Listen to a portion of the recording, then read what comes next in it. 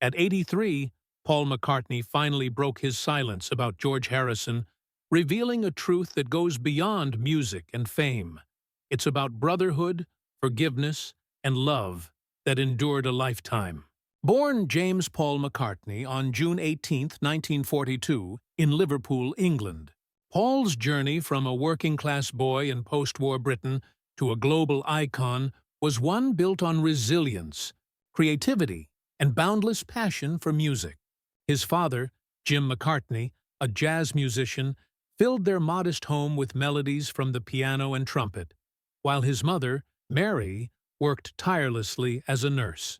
But tragedy struck early when Paul lost his mother to breast cancer at just 14 years old. A heartbreak that would echo through his later songwriting. Songs like Let It Be were deeply rooted in that loss, inspired by a dream in which his mother comforted him with the words, "It will be all right, let it be." Music became his refuge, and destiny took its course when he met a teenage John Lennon at a church fair in 1957. Lennon, impressed by Paul's ability to tune a guitar and recall lyrics, invited him to join his skiffle band, the Quarrymen. That moment, innocent and unassuming, changed the history of modern music forever. As the Beatles evolved, McCartney's melodic genius became the backbone of their revolutionary sound.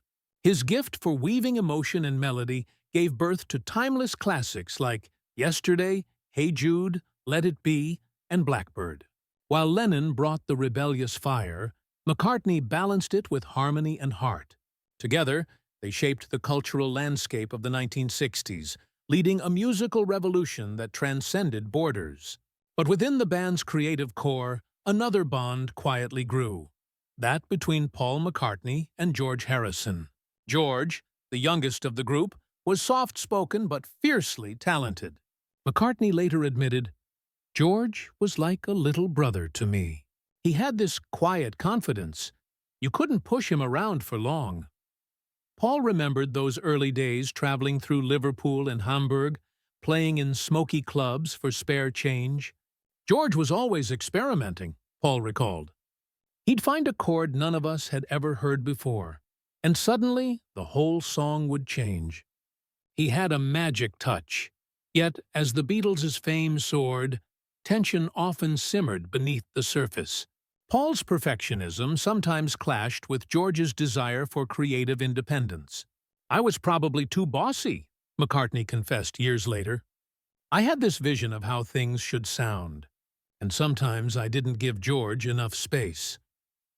The frustration George felt about being overshadowed by Lennon and McCartney's dominance was real, and though he rarely expressed it publicly, it fueled some of his most brilliant compositions.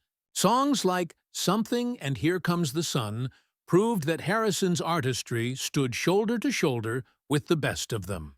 McCartney has since admitted that those songs humbled him. "When I heard Something, I realized he didn't need anyone's approval anymore. He'd found his voice."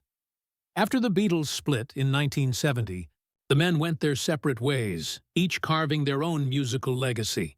Paul thrived as a solo artist and with his band Wings, producing hits like Band on the Run, Live and Let Die, and Maybe I'm Amazed.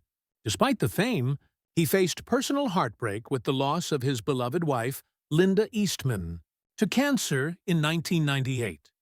Their marriage had been a rare rock and roll love story filled with authenticity, laughter, and shared creativity.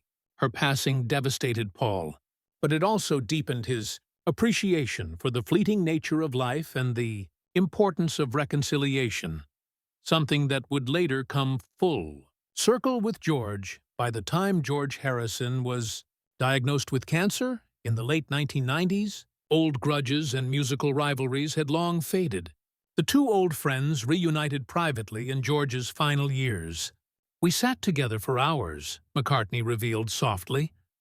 "We didn't talk about the Beatles or fame. We talked about gardening, family, love, the real things that matter." The moment brought peace to both men. "When I left that day, I knew it would probably be the last time I saw him," Paul said. "But I also knew we were okay. There was nothing left unsaid. When Harrison passed away in 2001, McCartney honored him not with tears, but with music. During concerts, Paul began performing something on a ukulele, George's favorite instrument, before the band joined in. "I can feel him there with me," Paul says with a gentle smile. It's like he's laughing from the other side, saying, "You finally got it right, mate." Even now, audiences can feel that emotional connection each time Paul plays that song. It's not merely a tribute, it's a conversation between two souls who shared a bond deeper than fame could ever define. Reflecting on their relationship, McCartney admits that Harrison changed his perspective on life. "George taught me patience," he said.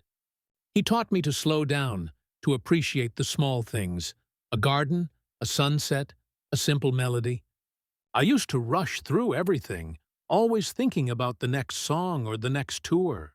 George would say, 'Just be here now, Paul.' I didn't get it then, but I do now." At 83, McCartney speaks with the humility of a man who has outlived an era, yet carries its lessons in his heart. He no longer talks like a Beatle chasing perfection, but as an old friend cherishing memories of laughter, lessons, and love. "I miss him every day," he says. "But when I play his songs, when I think of him laughing, it feels like he's still around. He's in the music. He's in the air." In finally revealing this truth, McCartney has done more than honor his late bandmate. He has completed a circle that began in the smoke-filled clubs of Liverpool and closed in the quiet peace of forgiveness. For Paul McCartney, George Harrison was never just the quiet Beatle. He was a soulmate, a teacher, and the brother who showed him that peace and love weren't just lyrics. They were a way of life. And as Paul continues to sing those timeless melodies, his words remind the world that the greatest legacy the Beatles ever left behind wasn't fame or fortune. It was love, in all its beautiful, complicated simplicity.